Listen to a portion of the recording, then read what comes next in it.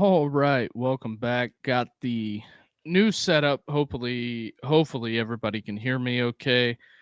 Doing something different. Got the morning drive. Apologize for last night. We didn't go live last night with Richie because my internet was out. So that's kind of what happened there last night, and by the time the internet came back on, had to go to work. But anyway, without further ado, get this in and out of the way.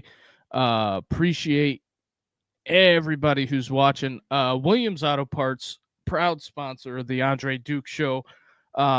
If you're looking for new and used auto parts, go see Rocky, go see Heath. They can fix you up with whatever you're looking for. Appreciate those guys. And also, they're located in Portland, Indiana, 127 South Detroit Avenue in Portland. And if you can't get there by car, if you need to call them, their phone number is 260-726-8001. So we got that out of the way.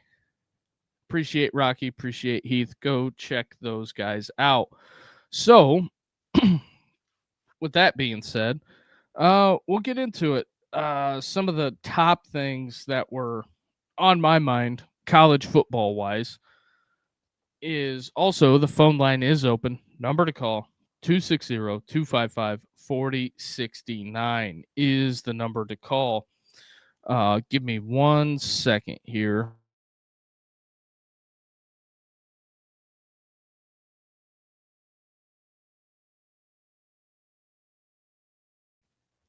But yeah, that's what we got.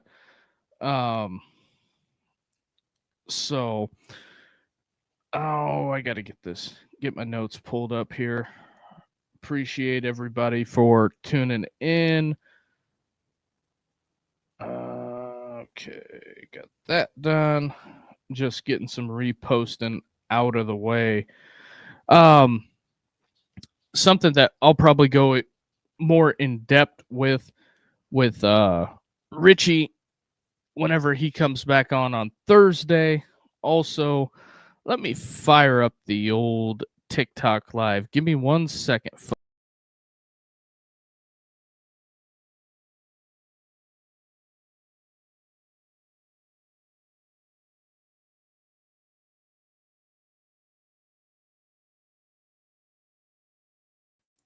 All right, I'm back. Appreciate everybody. Phone line is open. Number to call 260-255-4069 is the number to call. Give me 1 sec.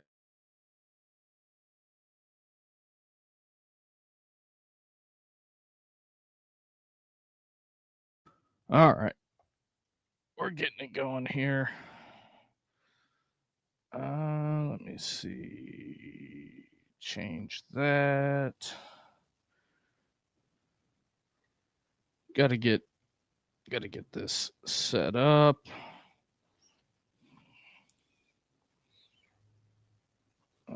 Sorry about that. I know this is just riveting podcasting, but that's where we're at.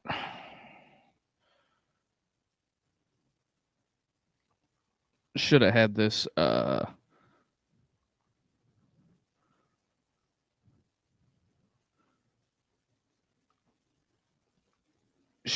set up already, but yeah. Get this over here so I can see the fine folks on TikTok as well. But yeah, that's what we got going on.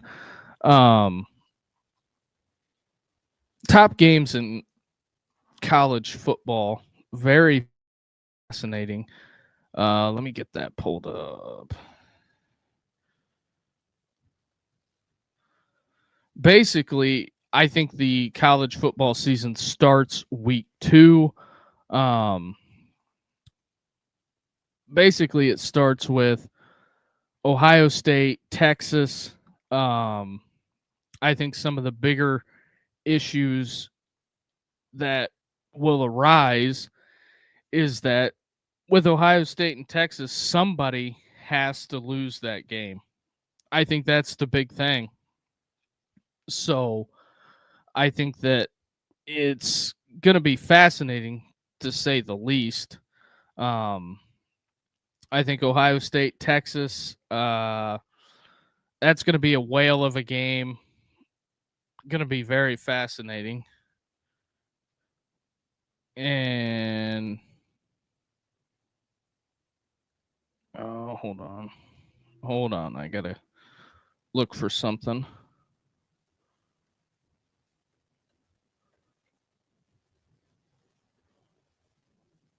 Oh, I just had it. So, you have Ohio State, Texas, and then you have Ohio State, Indiana, which will be good. I don't know if it'll be great, but who knows? I think Ohio State, Indiana will be good. Ohio State, Texas, obviously Michigan and Ohio State. Also, phone line is open. If you want to call now. Number to call 260-255-4069 is the number to call. So, coming at you in the morning,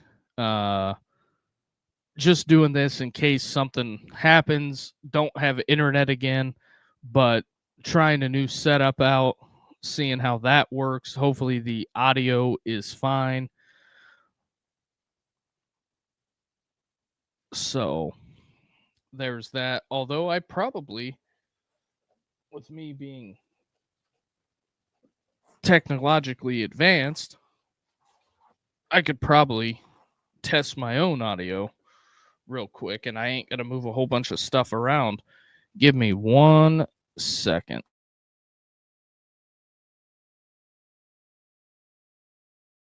As I look around, this should be interesting to say the least, but phone line is open. What do you think about Ohio State, Texas? Ohio State has Michigan. Ohio State has Indiana this year. I think the Buckeyes, they have a hell of a gauntlet of a schedule.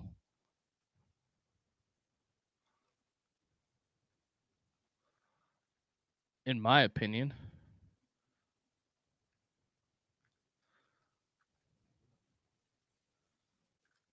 That's sorry, I'm messing with the TV to see if I can get this figured out, um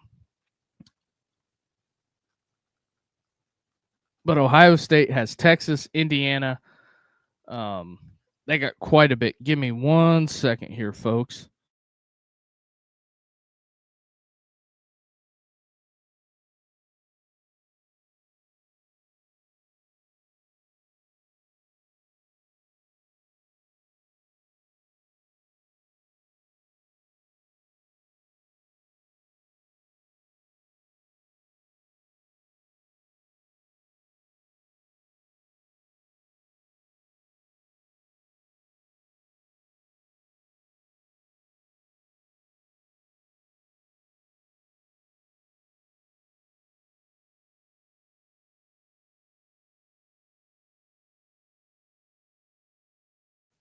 I'm back. Sorry about that. Just had to check the audio to make sure the audio was coming through clearly. One of those deals, but yeah, um interesting stuff to say the least. Ohio State, they got a bunch of big games this year. I think the Buckeyes October 17th, they play Indiana November 28th at the end of the year. That's kind of what it is. And then Oregon comes to the Horseshoe as well. It's going to get I think it's going to get interesting to say the least. Not Indiana, but um Miami has Notre Dame. Sorry about that, but August 29th, Memphis UNLV, Clemson, LSU. Very, very interesting. I think that going forward for the top, whatever games also on there, not to discount any of the top games, you got LSU Ole Miss. I think that's fascinating. I think LSU Ole Miss is going to be a whale of a game. And then, there's a world. I know the LSU fans are absolutely going to hate this, but the LSU fans could get really pissed because Lane Kiffin starts 1-3. That could happen. Sorry about that, but it could. It very well could. Let me pull up LSU's schedule real quick. As I'm looking for it. LSU's football schedule. I know the. Don't need that. All right, let's go. So LSU starts with Clemson. Start with the Tigers. Could that be a could that be a problem? Yeah. A lot of people are out on Dabo. A lot of people are out on them right now. But realistically, at the end of the day, I don't think I wouldn't count Dabo out to come back and possibly do what he needs to do. Then they have Louisiana Tech. Clemson, that could be a coin flip. Then you go home. You have 2 home games back to back, and then you go to Vaught Hemingway, which you get to see your former team in Ole Miss. Who knows what Ole Miss is by that time, but you could possibly be 1-2 by then, and then you have Texas A&M coming to town. You have A&M, and then you play McNeese, then you play Kentucky. Who the hell knows what Kentucky's going to be? You got to go on the road there, and then Mississippi State comes to town, and then you got to go on the road to Auburn. I would assume, depending on how the schedule shake out, it's going to be very interesting if that's a night game or not. And then you have Alabama, Texas, Tennessee, and then you end the year with Arkansas. So you end the year with the Hogs. I think it's going to get fascinating for LSU. I know a lot of people are probably like, on the LSU train. And then I think you have the built-in excuse. It's year one. And it depends on what type of quarterback play you get. Give me a second here. Let me check the iPad.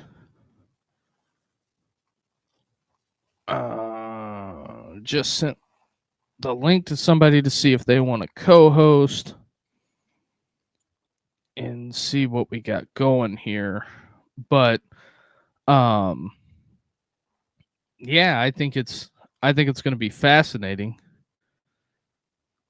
to say the least, on what it's going to be down at Baton Rouge.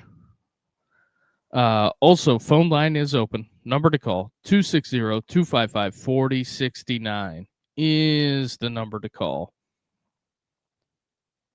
I think that Indiana, I don't think they have a gauntlet of a schedule, but can Kirk Cignetti repeat the success that he had last year? I know a lot of people are like, it was a fluke year, it's NIL, but I don't think the Hoosiers spent as much money as what everybody thinks on their NIL, to be completely honest with you. I really don't. So I think it's going to get interesting down there, but what it does in Bloomington, but I'm looking at it, but we'll see. I think the Ohio State thing. Let me pull up Ohio State's schedule real quick. If we can go round and round about this, I don't care.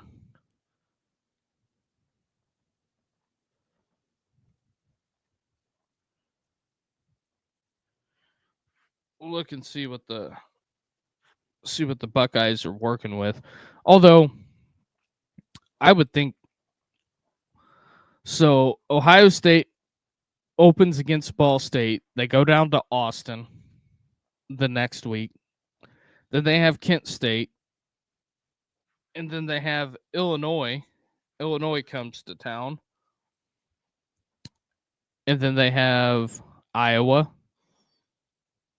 Maryland, and then they go to Indiana. But they also, something that is interesting, they do go on the road to Iowa. And then they have Indiana open date and then USC. They have Oregon coming to town. They have Northwestern, Nebraska, and Michigan. I don't think the Michigan game for Ohio State's going to be a walk in the park. I also don't think if Nebraska has a decent year, I don't think the Nebraska game is going to be a walk in the park either for Ohio State. But you never know. But they have Oregon coming back home. They have Oregon at home in November. But I think you go to USC, then you come back home. I mean, that 3-game stretch is kind of a pain in the ass because you go to Indiana, which I think they'll ride the bus to IU. And they ride the bus to Indiana. Then they have to get on a plane, go to USC. Then they have Oregon. And also, I think a fascinating matchup is that, the water bottle game when the Ohio State fans were chucking water bottles on the field the year they won the national championship. Nebraska played them tough. That's where Ryan Day absolutely lost his mind on a call. So I think it's going to be, Matt Rhule's history, I believe Ryan Day was at Temple, was the offensive coordinator when Matt Rhule was there. So they know each other. It's going to get interesting.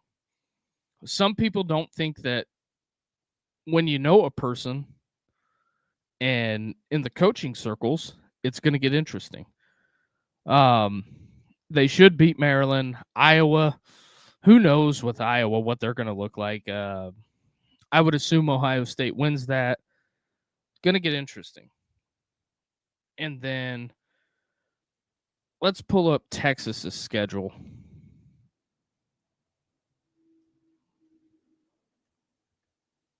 And we'll look and see what the Longhorns got to offer.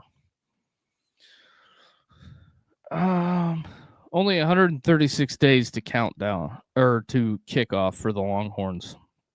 They open September 5th, Texas State at home.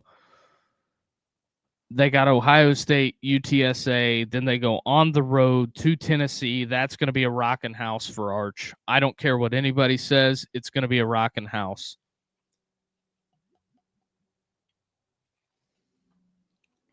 Excuse me. Hydration break. All right. We're going to end the TikTok live. No bites.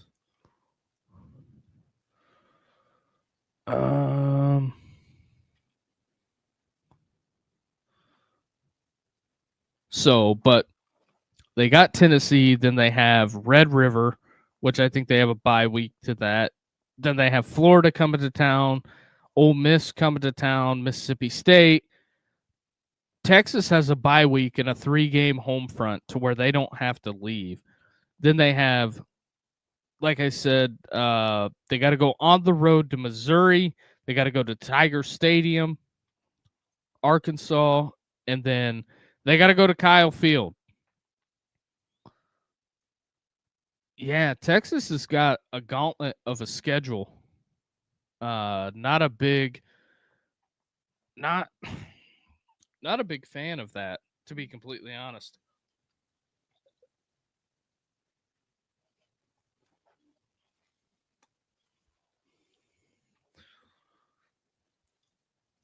So, give me 1 second. I apologize. I got to send somebody a message.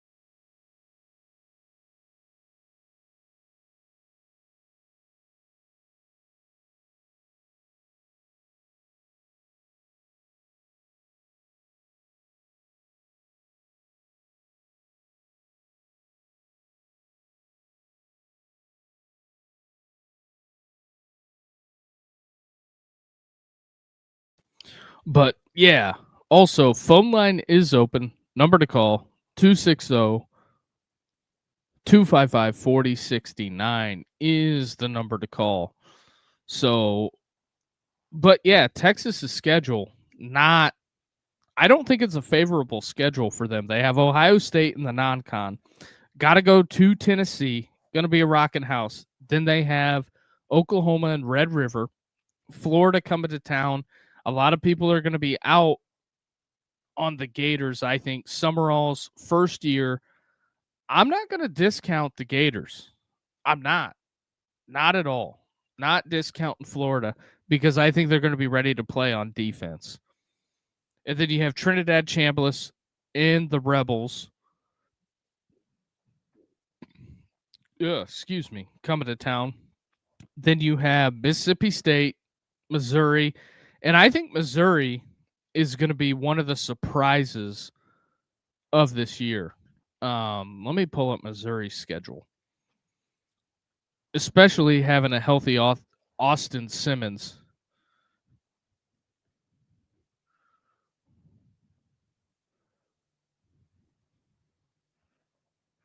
Hold on, I'm getting it pulled up. Okay, hold on. Give me a second. See what Eli Drinkowitz and the Tigers are dealing with. They open with Pine Bluff. They have Pine Bluff, Kansas, Troy. I would think they beat Kansas. I think they beat Troy. They got to go to Davis Wade. Ring responsibly, folks.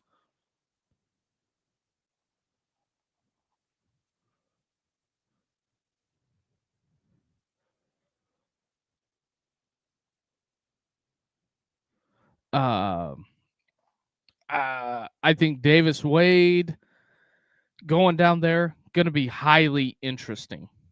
Ring responsibly for them, and then they have Florida coming to town, which a lot of people are going to discount Florida. I don't think that's a pushover. I don't think John Summerall is in the business of being a pushover. He's everywhere he's ever been, he's always played for a conference championship. I think it's gonna get interesting. And then they have A&M coming to town. They got to go down to the Vaught, which, you know, the second highly emotional game on the Ole Miss roster, or not the roster, but the schedule is going to be Ole Miss.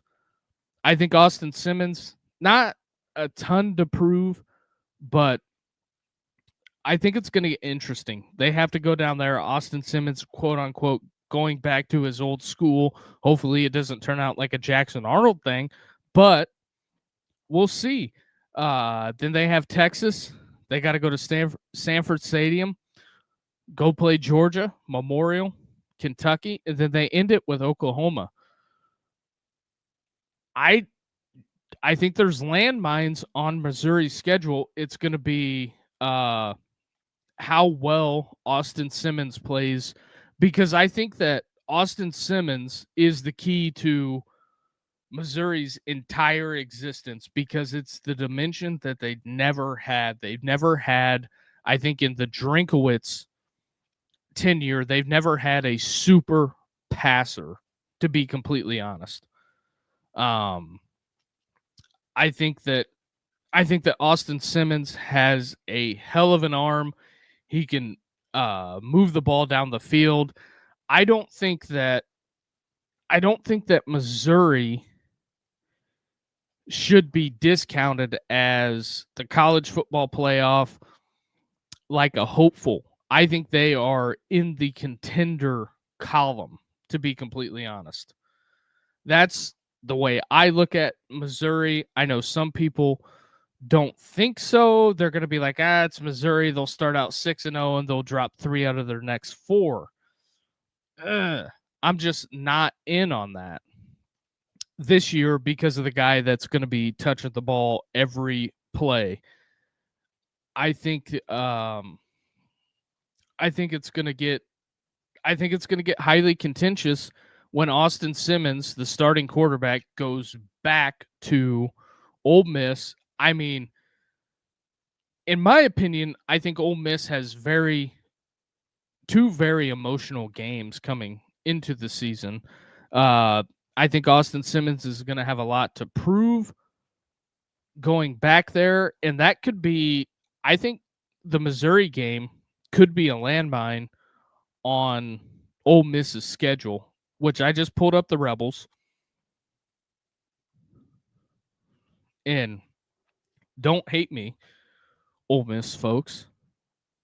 Try to deliver a good show here, but I only speak in fact and logic. Tried to anyway. So they have the quote-unquote neutral site against Louisville, and depending on where Ole Miss is, I guess, ranked, it's going to matter, because I don't think they'll be top 3. I think they're going to get doubted in the polls. I could see Ole Miss being ranked 15 through 25. On the 25 end of it, I don't agree with. But at the 15 end of it, I could see why they could be ranked 15th. But anywhere from 14 to top 5, I would agree, because that would be the Trinidad Chambliss effect. And also, I think people discount the fact that Pete Golding he was a defensive coordinator for Nick Saban and won a national championship. So I think Pete Golding has all the sum of the parts to build a championship winning program. I mean, he took over a team. We can get into the Lane Kiffin stuff, which, for me, to be completely honest, I'm over the Kiffin stuff. To me, gotta spot the ball, technically. Just spot it and let it ride.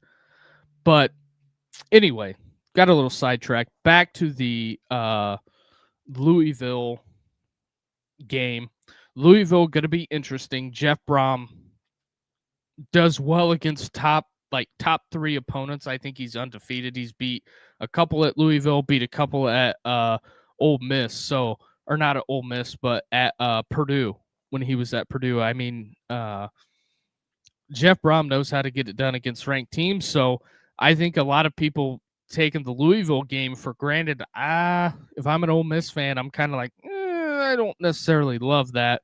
But going through the totality of Ole Miss's schedule, Charlotte, that's going to be a bloodbath. And then you have the highly emotional game, which I'm don't know what law enforcement and security, that's if to put the Ole Miss schedule into a bubble, to be completely honest, what you've seen at the baseball game, that just might be commonplace on what's going on, to be completely honest, in the stands, especially, which I think the SEC schedule makers were like, yes, we could put LSU on Ole Miss's schedule. It's going to be great. I bet they might be on there next year, Ole Miss at Tiger Stadium, even though they're not one of the quote-unquote protected opponents. I think that's going to be highly interesting to see how that scheduling funnels out.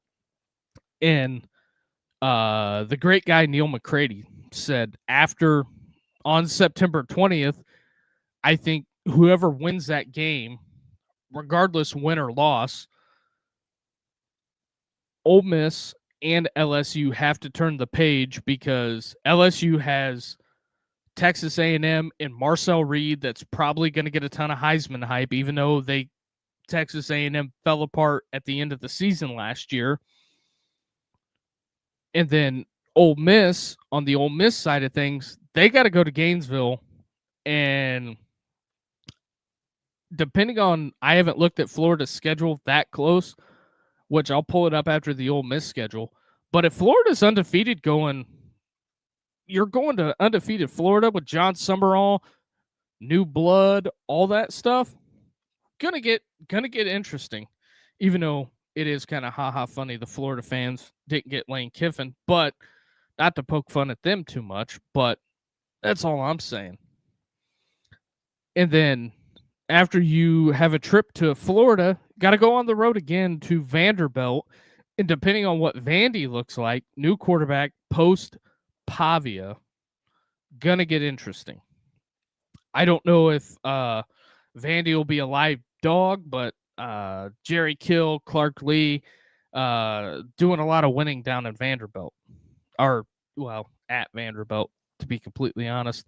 And then you have the following week, you have Austin Simmons coming back to pay a visit with Missouri, Drinkowitz, the run game. Depending on what Missouri looks like on defense, it could get interesting. And then you have, after that, no open date yet. You go on the road to Austin. So you got to go play Texas, Arch Manning. That whole ordeal going to get interesting because you have the whole Manning family involved. You got, I think it's interesting. The last Arch's senior year, he plays both of his uncle's alma maters and his dad's alma mater. I think the SEC schedule makers know what they're doing on that front, but you have Arch coming to Vaught-Hemingway. Told Ole Miss and Lane Kiffin at the time, no, want to go to Texas, his choice. And then you have Auburn coming to town. Then you follow it up with Georgia. Then you go to Norman, Watford, and then you got the Egg Bowl. Very interesting stuff, to say the least, on that front. But I did get a screen grab of Deep Shot Sports. They said their top games of the year are Ohio State, Texas, week 2. Ole Miss, LSU. Don't disagree. Georgia at Alabama. And then Ohio State at Indiana. And then you have Miami at Notre Dame, which I think that Miami-Notre Dame game is going to be highly fascinating. It's going to be contentious from the start. So we'll see. Also, throw this in there. Phone line is open. Number to call, 260-255-4069. No wait on the phone line. If you want to call in now. Looking at the iPad, no missed calls, so we're good to go. We're lock, stock, and barrel. But one last thing, I'm going to run over the last couple SEC champions since 2016. 2016, Alabama. I'm just going to read the school names. They'll be in numerical order. Alabama, Georgia, Alabama, LSU, Alabama, Georgia, Alabama, Georgia, Georgia. Can anybody tap in and break that cycle? Very interesting stuff. We're coming up close to 10 years in, out of the last 10 years, if Georgia wins it again, that's going to be 3 times in a row. Can anybody in the SEC stand up to Georgia? Although Ole Miss kind of got the last laugh in the CFP college football playoff. Do I think they have a different approach with a new head coach? Yes, I do think they do. So I think it's going to get fascinating in the SEC. But also, let's not discount this. The Big Ten has won 3 major national championships. And I'm just saying, SEC, what's up? I thought it means more. I'm a big fan of SEC football and baseball. Basketball, too. Even though I'm a man that lives in the North, but SEC, what's up? Because if UCLA wins the national championship in baseball, I think the folks in the SEC country should be batting down the hatches and saying, "What the hell's going on?" Because the Big Ten wanted football, basketball, girls basketball. If they win in baseball, that's the 4 majors. Which I'm just looking at it now. I think you have a major issue if you are the SEC.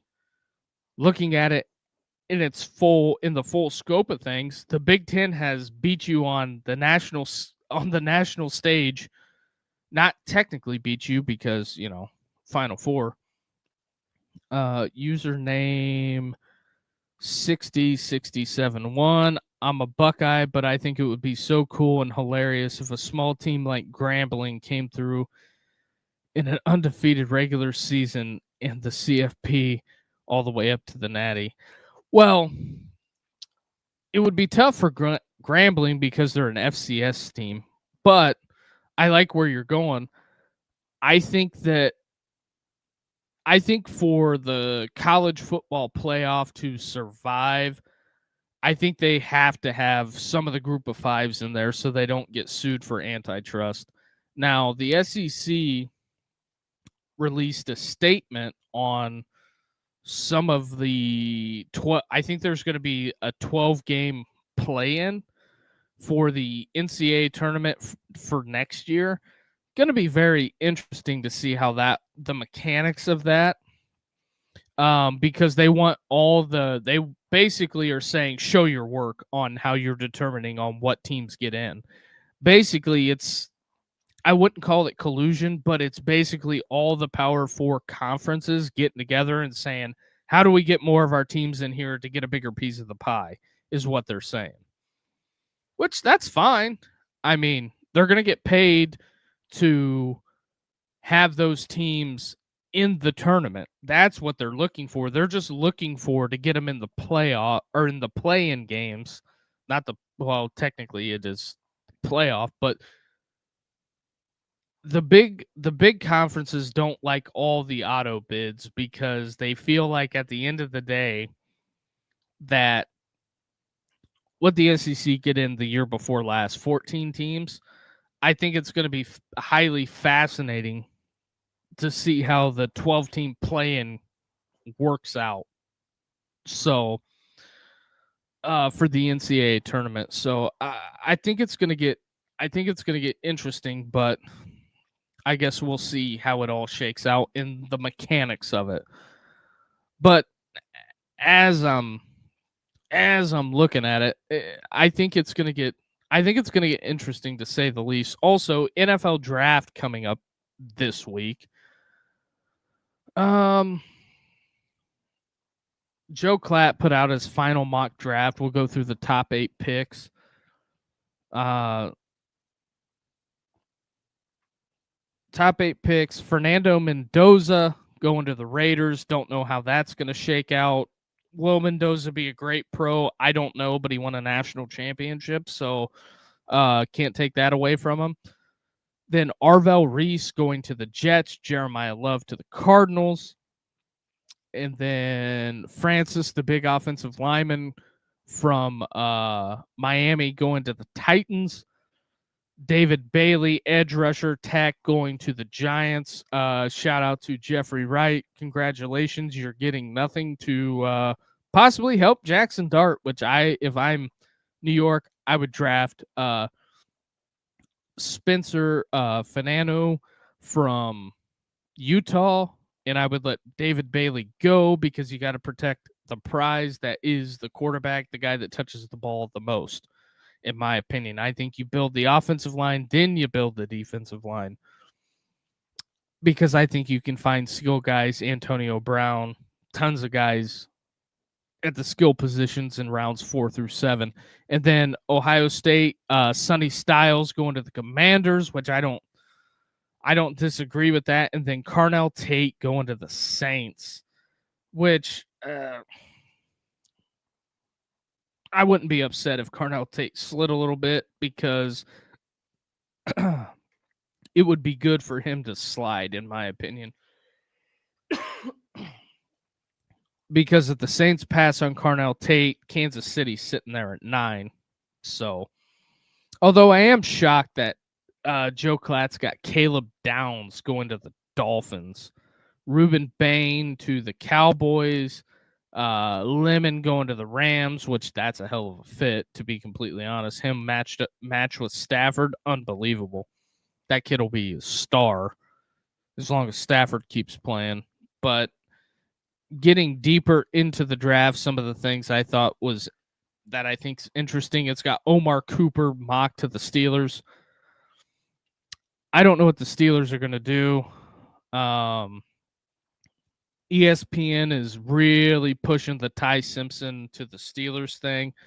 Do I think that is realistic? No. I don't think Omar Khan and the brain trust of the Steelers is going to change. I think that ESPN could draft this person, because being, just a side note, being a Steelers fan on a mock draft on technically who they're going to draft is completely useless, because I think the Steelers draft by need. They don't draft best player available. So that's just kind of my opinion on the Steelers side of things. But, we're getting closer to the kickoff of college football. If you haven't already, hit the like and subscribe. Also, watching on Twitter, follow me on Twitter as well. That helps grow the show. But technically, college football is only 4 months, 1 week, and 1 day away. So we'll be there before you know it. Also, going to have watch parties, phone lines being open, all the stuff that